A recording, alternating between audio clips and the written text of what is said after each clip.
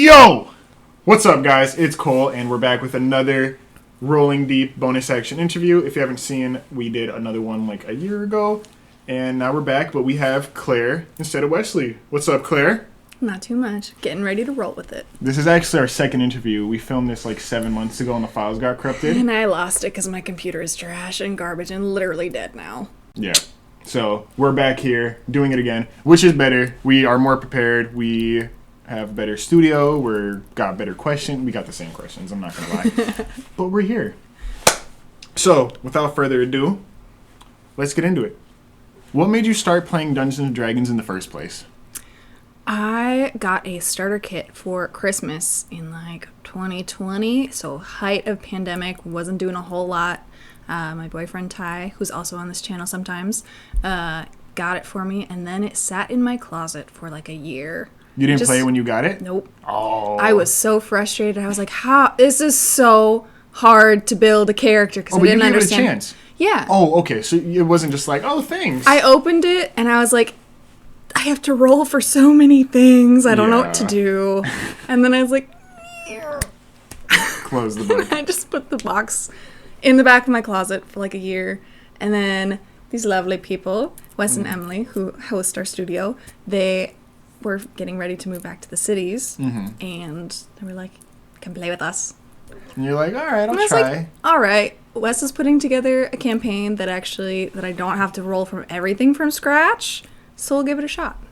Well, D&D is hard for the first time anyways, but when you're like reading it by yourself doing it, there's so many rules, and you don't know like what's a rule you need and don't need. Yeah. So I can see like that's super overwhelming at first. Yeah. And Ty had never DM'd before, so he was like trying to learn how to DM while I was just trying to learn how D&D even works. Right. So it was a bad combo. So he's like, I can be a player, and he's like, well. And then we were like, oh, we don't have a DM. Gotcha. So it took like a year from when you got it to actually start. Yeah. After you started though, what actually like hooked you on to continue to play? I think just the hook that I could just do what I wanted and like not be regular me.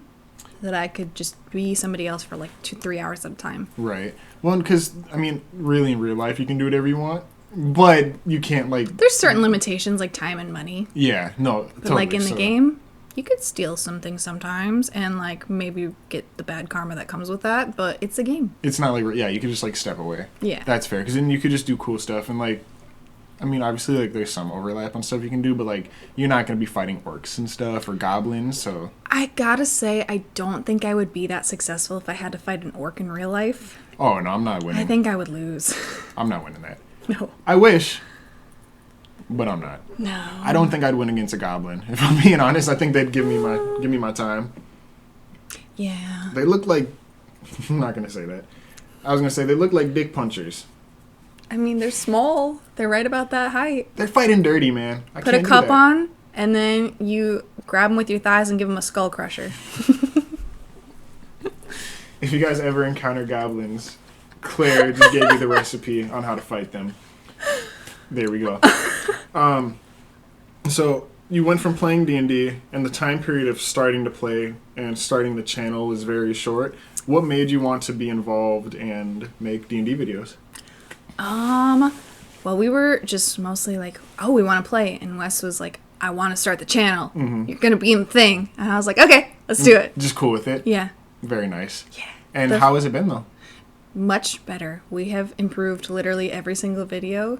Our very first one, we had a laptop balanced on top of a cat tree that got knocked over by my lovely cat, Sven. Mm-hmm. He was very intrigued that he could see himself in the screen. Do you want to be a part of the channel, too? He is sometimes when we did filming at our old apartment. He was a day one supporter. Yeah. So we started the videos. Is it nice to get kind of an escape from like just everything? Like you can work towards this creative thing and work towards this like channel, and it's kind of like an art almost. Yeah. It's totally like an art form. Of just like you doing whatever you want. And there's so many things you can do with the channel too. Yeah. Like we've had so many spin-offs, so many ideas, and just we're ever growing. Yeah, it's rolling fun. With it. So, you started playing D&D and you were a player, and now you're potentially going to host a one-shot on the channel. Coming soon. Coming soon-ish. How has it been on the other side of the table? I know you haven't started to DM yet, but, like, you are preparing. How's that? It's so hard to put everything together because I feel like I need to know everything. Right, which is, like, you want to know everything, so it'll be really good, but then everyone's like, this is your idea? And then go yep. Yeah. Yep, you'll learn that, like, right away. Yeah. It's such a humbling experience. Yeah. But what are you most excited for and most, like, nervous for being a DM? I still don't understand how a lot of rolls are required to be made, and I am nervous to know how that works. Right. Because when Wes is DMing, he's just, like, over here behind his little screen, he's, like, rolling for shit that Just we don't doing know stuff he's rolling quietly. for, and Yeah. I'm like, what are you rolling for? And then, obviously, there's reasons that he doesn't explain to us in the moment, but I'm like, I don't know how it works now. Because it's kind of hard, because it's not like you see them do it. Or, like, if you and me are playing and someone's DMing, I can see what you're doing. Yeah. But this is kind of, like, hidden stuff, and you're like, how Yeah. can I see the hidden stuff if it's hidden? Right. Fair. But what are you excited for this? I am excited to try and be more of a storyteller and guiding the party into some weird things, different than what we've done on this channel before. Okay. I think that'll turn out really fun, because, I mean, that's literally what you're doing. You're telling a story, and it's just, like, whatever, like, this is Claire's story, whatever you want, like, you're the person, and we're just, like, kind of following you, holding your hand. Yeah. But so with the one-shot coming up, what inspired you to do it? Because you've never DM'd before, and then I'm pretty sure it was just you wanted to do it. It wasn't like someone asked. Well, I kind of wanted to do one, but then I was like, I don't know what I'm doing. Mm-hmm. And then Wes was like, you'll be fine. Just do it. Just do it, yeah. Nike. Support. Not a sponsor. Not sponsored. They should, though. So you're doing that. Are there any additional anxieties because you're playing with other DMs who know the game, or do you think it would be harder if you played with people who haven't played? It would be so much harder to play with people who've never played before, because then even if I make stuff up, then I'm teaching them how to do things and roll things wrong, so that if they play again with somebody else, they, like, even a Constitution saving roll, if I did it some way, they're like, oh, this Claire DM'd and she did it this way, you're wrong. And now that's just in their head because that's what they learned. That's fair. Yeah. But so there's no, like, additional, like, worries because you're like, I'm playing with the people who know. It's more so, like, they can help you. I think there's less worries. If it was going to be a full campaign, I am terrible at note-taking and also remembering details.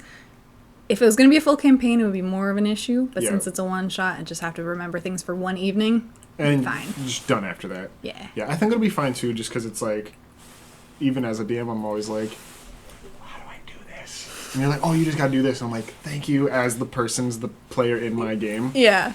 That's fair. Is there a high expectation you're feeling for this, though? Or you What do you mean?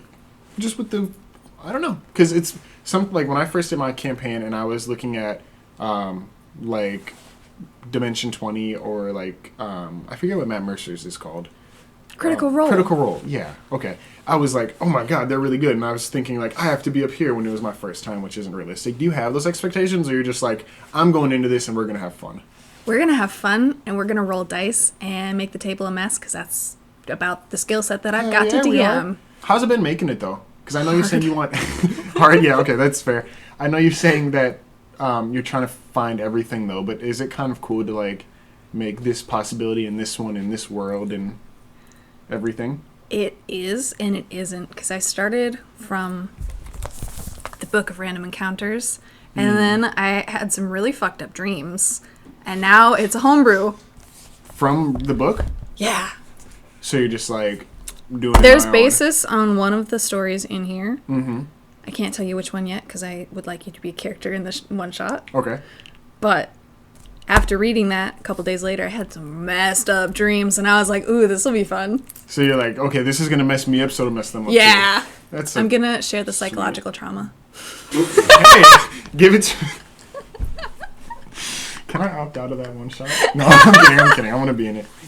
It won't be... No, it won't be that bad. The no, dream was messed up, but it gave some good inspiration for some means it's a good interesting story, situations. Though. Good storyteller. Switching from the DM talk, what is your favorite class to play when you're on the other side of the table? Well, currently in the Poseidon's Ribcage campaign, I play a barbarian, and that... Get some money? Yeah, Getsmani Tea Leaf. And I love that I can just smack things. I think it's fun too because you just don't have to think as much. Yeah. It's just like I get to shut my fight brain off. for like 3 hours, and it's really like Yeah. relieving. I feel it. Speaking of Getsemani, who's on Science Poseidon's Ribcage, you should check out. What inspired Getsemani Tea Leaf? I wanted to do literally the exact opposite of me, which sometimes doesn't always come through that way, because real me is like, oh, I want to do this thing. Even though I'm like, no, gotta stay It's not in you, character. it's someone else. Yeah. Right. But like, she's doing all sorts of crazy active things and making choices I probably wouldn't based on my human capabilities and physical capabilities. Right. And it's just kind of fun. So this is just, let's flip me on my head and you're just doing like everything else. Yeah. That's fine, especially because I was your first character. So it really is just like I am being someone else to the max. Yes. So you said that Getsemani is the complete opposite of you and she's this barbarian, but in real life, if you were one of those classes, what would you choose? Well, after a quick review, I think probably closer to a wizard. Studious wizard, learn some spells. Yeah. College sucks, but also you know a lot of shit now. Right. It's like college is cool, I can do physics, but in this world, it's like I can shoot a fireball. Yeah. Fair. Shooting them instead of just drinking fireball. Fireball's gross, though. So if you could have any cantrip, spell, item, ability, anything from D&D in real life, what do you think you're picking? It would be so cool to have fireballs. Just shooting fireballs? Yeah. That would be amazing. Because then, like, I want to have a bonfire in the backyard. Just... God, see, that was going to be my follow-up when you said fireball. I was like, do you have ops that I'm unaware of, or are you just trying to, like, do super cool campfires? Super cool campfires. Also, superheat my bath water. Like, Be instant. able Like, to how die. fast could I boil water for pasta with fireball hands? Insta pasta! You know, I can't argue with that. That's fair. So you wouldn't be fighting people. Maybe just don't make me mad and find Yeah, out. that's fair. And you'd feel so much safer walking around. You'd be like, oh, someone wants to fight. Or I just go... And get that. That's fair. See, a knife is scary, but if you were like, cool, I'm going to shoot you in the face with a fireball, I think I'm a little more afraid of that than the knife. I would hope you would be more afraid of a fireball. You'd lose your eyebrows and your mustache. I'd be like Zuko. I could, like... What's a really cool character idea that you have that you've been wanting to try for, like, another campaign or one-shot that you haven't gotten a chance to yet? That's a good question. Honestly, my focus has been more on trying to prep for DMing a one-shot. So you just put all the focus in here and you're like, yeah, I'll play when I play. Yeah. My other thing of, like, trying to figure out how to do a Cards Against Humanity version of D&D. Mm-hmm. Or, like, apples to apples version of D&D. But not, like, just replacing the phrases. But, like, add your own twist to it? Yeah. Okay, so you're not thinking of, like, oh, I can't wait to play this. You're like, I got bigger ideas. Yeah. Like, the big one with the Cards Against Humanity is playing a campaign, but you can only make your decisions based on the cards you have in your hand. Oh, so it's not even, like, a free will thing anymore. It's like, I have this, like, 7 cards, and 3 of them might be the same, and I have to do this. Oh, that's really cool, because then you can, like, choose your own story, but you're limited. Random cards. Well, I'm saying, like, you can choose which card, Yeah. but you still can't choose anything. You just have Right. the cards. Forced choices. That's actually really cool, because I know you've said it before, but it was a while ago, and I didn't remember how. But I think that'd be, like, fun, just because D&D, you have so much freedom, which can be overwhelming. Yeah. So kind of, like, restraining it a bit would be I'm nice. also just very excited for the day that happens and someone plays Daniel Radcliffe's Delicious Asshole. It's a card. It's amazing. Oh, so we'd be using the cards from the games, and it would just be having to incorporate that somehow. Yep. Okay, I was going to say... So it makes it even more ridiculous. Yeah, I'm not familiar with Daniel Radcliffe's asshole, so I can't really say. Do you know who Daniel Radcliffe is? Harry Potter. Thank you. Yeah. I'm not that young. So if you could have any, like, mythical meal or, like, feast for beasts in D&D, what do you think you'd, like, want to try in the, like, world? I would want to eat... I don't know. Probably some... You got Pegasus, you got goblins, you could eat a troll, you could eat a gelatinous cube. But would it eat me from the inside out? Well, eat first, think later, you know? That might be a last meal kind of thing forever. Of The death row meal? Yeah. Jesus. That'd be a good death row meal. You know, goblin cankles sound like they would be really cartilaginous and not that great. So not that. Not the goblin. Hey, hey, I'm not judging. I'm saying some people like to eat them. That's fair. I feel like troll thighs would have the juiciest, meatiest meat. Troll That does not thighs. sound bad. Like But a also, giant how turkey close leg. like how close is that from cannibalism to like? I don't know. Because they're trolls, not humans. But like goblins and humans. Oh, that's fair. I don't know. I guess you could get troll fat in Skyrim too, so it'd be really juicy. I was also thinking about all the the lotion and candles I could make out of the fat in that leg.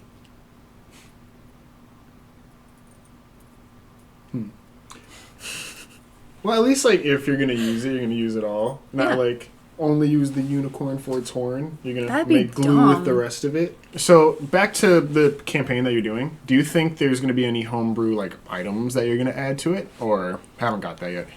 Yes. There was something I saw in a Facebook group called Tiamat's Tavern of Wonderfulness. That's not its actual name. It's something close to that. But Paraphrasing. it was a magic bra of holding for all our big titty baddies. Like, you got big tits, they get in the way of adventuring. Like, where you're gonna swing a sword and it's like, boob, boob, ugh. Boom, boom. So it takes down some decks. Yeah. So this. So you put the bra on. Okay. And it's like a bag of holding. One tit in, and then basically flat chested. So, like, you're swinging a sword, you're swinging an axe. Oh my There's god. no boobage in the way, but your boobs haven't gone away. They're just hiding. I don't have boobs, but it sounds pretty useful. And you could like put them in there, and then you could also be like, oh wait, one sec, battle axe on top of the other thing. Secret 'cause weapons boobs- under the secret tits. That's pretty sick. Okay, I might. Genius. I like that. And then also for the homebrew, do you have any like cantrips or spells you want to add? Yes. Okay. The one that I've Do been tell. thinking about involves passing gas, and the noxious gas that comes out will then make kind of a cloak of invisibility around where the gas goes. Oh, that's gross. So how long does it stay? Like 30 minutes. 30 minutes? And it's a fart, so does it stink? So you... Yes. Oh, man. So you have to Yep. sit in this fart. And the user does not smell it. They're not subjected to the smell. Oh, they don't smell it. Everybody else does. Oh. So they can't see you, but they can smell you. There's some flaws. I'm okay with it if I rip ass. But if like we're in a party together and you're in my shit cloud, you can smell it, but you're hidden. Yep. It can't be perfect. No, see, I like that. Like, I mean, I don't because it's stinky and I don't want to smell shit. But because I don't like shit. But it's cool because I like when spells have like, or like superpower spells, cantrips, whatever, are like really good, but they have like a perfect like flaw. Yeah. Because you could have a lot of flaws to invisibility, but like having it so you're in a cloud that stinks and you have to like stay there, I think that like matches like so perfectly. Do you have any other spells, or is that the one? That is the one that's been floating around in my brain. That is a good one to have floating around. So I know it was a couple months back and it wasn't on a video, but we got together with a couple other members and we tried the new Wizards of the Coast like character release where they released a whole bunch of like new races to the game. Yeah. What are your thoughts on that? I thought it was interesting, and I liked that there were so many things that they took into account from hearing other people's homebrews, and they were like, oh, let's make this part of D&D, just lore. And put it in there? Yeah. See, the thing is, I didn't even know that was homebrew because so many people like Yeah. just did it. So to see them actually take homebrew and take stuff from the community was cool because it's like, you know, they listen. Yeah. From that though, do you have like a favorite that they added? Oh, it was one I did not get to play it, but it was a bog witch grandma person. I don't know what she's actually called off the top of my head. Yeah. But she seemed so cool. Just struck a nerve. Or Yeah. Not struck a nerve. Struck Struck a chord. a chord. Different struck. And you're just like, I want to play that. Or like Yeah. put it in your campaign or do something with it. Yeah. That's fair. Is there anything that they didn't add that you wanted them to? I feel like I need to look at all of it more because we had such a short time to put that together. Right. But the When book there's is so many at once way to look at. So much information.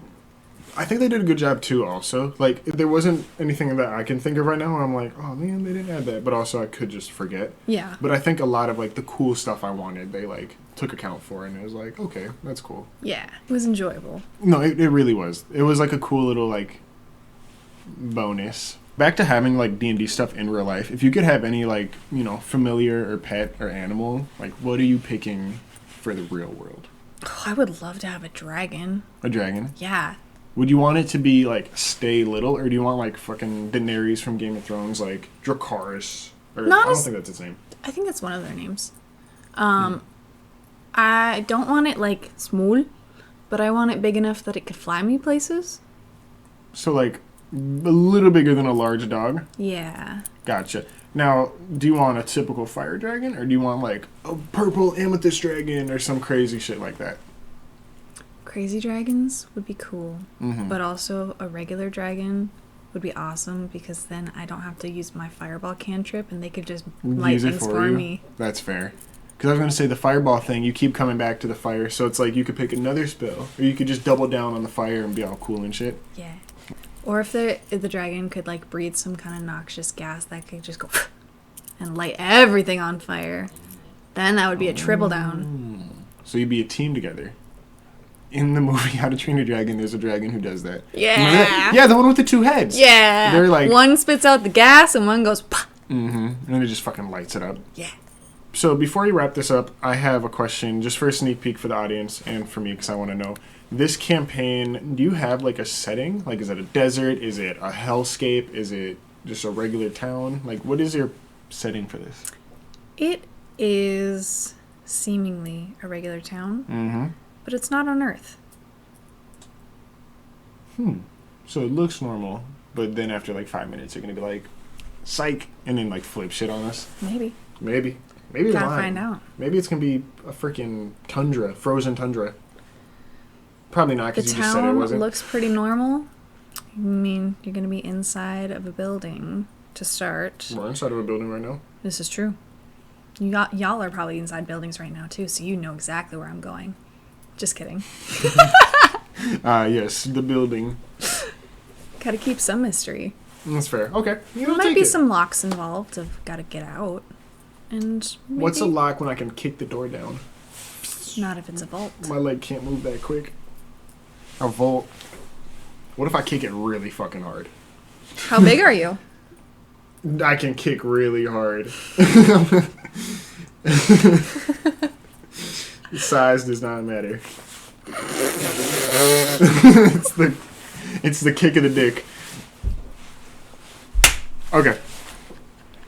Thank you. Thank you so much for doing this interview for a second time, because the technical difficulties, like we said. Is there anything you want to say before you wrap this up? Look forward to the one-shot campaign coming in a couple weeks. It's coming. It's gonna be DM'd by freaking me. awesome. I've never DM'd before, so it'll be good laughs all around. This is a first time seeing her DM, and it's going to be recorded, and it's going to be freaking awesome. Thank you again so much for coming. It's been a great time. And if you guys haven't, subscribe to the channel because it helps out a lot. Leave a like, leave a comment, share with someone if you want infinite monies and whatever. All the links for the other social medias are in the description. And that's it. Bye! Bye, guys.